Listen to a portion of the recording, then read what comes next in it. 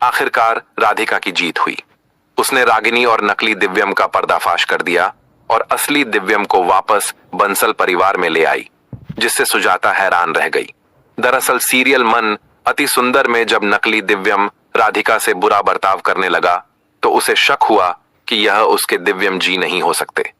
उसे लगा कि जैसे उसकी हम शक्ल बंसल परिवार में आई थी, वैसे ही दिव्यम के साथ भी कुछ गड़बड़ है। राधिका ने तुरंत अपने असली दिव्यम को ढूंढकर वापस लाने और नकली दिव्यम को घर से निकालने का फैसला किया। वह खाई के पास गई और लोगों से पूछताछ की, जहां उसे पता चला कि कुछ दिन पहले एक संदिग्ध व्यक्ति मिला था जिसे अस्पताल में भर्ती कराया गया था। वहां जाकर राधिका ने छानबीन की और उस आदमी को ढूंढ निकाला जो दिव्यम को अपने घर लाया था। पूछताछ में वह आदमी पहले तो आनाकानी करने लगा, लेकिन जब राधिका ने उसे पैसे का लालच दिया तो उसने सच बता दिया। उसने कहा कि बंसल परिवार से किसी औरत का फोन आया था जिसने दिव्यम को बंधक बनाकर रखने के लिए कहा था। तभी राधिका समझ गई कि बंसल परिवार में जो है वह उसका असली दिव्यम नहीं है, बल्कि असली दिव्यम को उस आदमी ने बंधक बना रखा है। उसे यह भी एहसास हुआ कि यह सब रागिनी की चाल है, जिसने दिव्यम को उनसे दूर करने के लिए यह षड्यंत्र रचा है। राधिका तुरंत उस आदमी से पता पूछकर अपने असली दिव्यम के पास गई और उसकी बुरी हालत देखकर समझ गई कि उसके सिर पर गहरी चोट लगी है। उस आदमी ने बताया कि दिव्यम कोमा में है। राधिका तुरंत दिव्यम को अस्पताल में भर्ती कराती है और बंसल परिवार को फोन करके बताती है। गोलू भैया चुपके से आकर असली दिव्यम से मिलते हैं। गोलू और राधिका एक योजना बनाते हैं कि जब तक दिव्यम पूरी तरह से ठीक नहीं हो जाता तब तक उसे वापस बंसल परिवार में नहीं ले जाएंगे, वरना रागिनी फिर से कोई चाल चलकर उसे बाहर कर देगी। तुरंत राधिका रागिनी को पकड़वा देती है और पूरे बंसल परिवार के सामने उसका सच लाती है। जग्गू तुरंत फैसला सुनाते हैं कि रागिनी को अभी इसी वक्त बंसल परिवार से निकाला जाता है और अब उसका यहाँ कोई स्थान नहीं है। जैसे ही नकली दिव्यम को असली दिव्यम के बारे में पता चलता है, वह तुरंत गायब हो जाता है और रागिनी को बंसल परिवार में फंसा हुआ छोड़ देता है। जब रागिनी को पुलिस के हवाले किया जाता है तो वह फिर से नाटक करने और रोने लगती। में अब कहानी ने ले लिया है चौंका देने वाला मोड़, जहां राधिका के सामने खुलने वाला है एक ऐसा राज जिसने पूरे परिवार की नींव को हिला दिया है।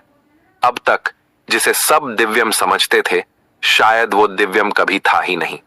जी हां, राधिका को अब यकीन होने लगा है कि उसके सामने जो इंसान खड़ा है वह उसका जीवन साथी नहीं, बल्कि कोई और है जो दिव्यम का रूप लेकर पूरे परिवार को धोखा दे रहा है।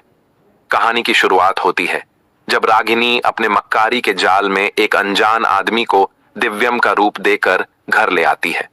घर में आते ही उसका व्यवहार सभी को थोड़ा अजीब लगता है, लेकिन राधिका जो दिल से दिव्यम को जानती है, उसे जल्द ही महसूस हो जाता है कि कुछ तो गड़बड़ है। ना उसे दिव्यम की पसंदीदा चीजें पसंद है, ना उसकी बातों में वह अपनापन है और ना ही उसमें दिव्यम वाला धैर्य या संस्कार। हद तो तब हो जाती है जब लड्डू मासूमियत में बॉल से खेलते हुए गलती से उस नकली दिव्यम से टकरा जाती है और वह शख्स बिना सोचे समझे उसे धक्का दे देता है। कहता है, क्या यह कोई खेलने की जगह है? यहीं से राधिका के शक को मिलता है सबूत। राधिका सोचती है, जो व्यक्ति एक बच्चे से इस तरह पेश आ सकता है वह मेरा दिव्यम हो ही नहीं सकता, और यहीं से शुरू होती है सच्चाई को सामने लाने की उसकी जद्दोजहद। राधिका निकल पड़ती है असली दिव्यम की तलाश में और तभी उसकी मुलाकात होती है उन लोगों से जिन्होंने एक घायल व्यक्ति को बचाया था। राधिका को पता चलता है कि वह शख्स कोई और नहीं बल्कि उसका अपना दिव्यम है जो रागिनी की साजिश का शिकार बनकर कहीं दूर पड़ा था। अब राधिका नहीं रुकती, दिव्यम को घर लाकर पूरी सच्चाई सबके सामने रख देती है। सिर्फ यही नहीं, रागिनी और उसका साथी भी बेनकाब हो जाते हैं। असल दिव्यम जैसे ही नकली खुद को देखता है, वह भी हैरान रह जाता है कि किस तरह उसकी पहचान को किसी और ने चुरा लिया। इसके बाद दिव्यम खुद बताता है कि कैसे रागिनी ने एक प्लान के तहत उसे रास्ते से हटाकर यह नकली दिव्यम घर में भेजा था। घर वाले भी अब समझ जाते हैं कि जो इंसान उनके साथ रह रहा था वह सिर्फ एक मुखौटा था, और फिर होता है सबसे बड़ा फैसला। रागिनी और उसके साथी को पुलिस के हवाले कर दिया जाता है। अब जब साजिश का पर्दाफाश हो गया है तो क्या राधिका, दिव्यम और लड्डू अब फिर से एक खुशहाल परिवार बन पाएंगे? क्या उनकी जिंदगी दोबारा उसी सुकून की राह पर लौट पाएगी? Top kitchen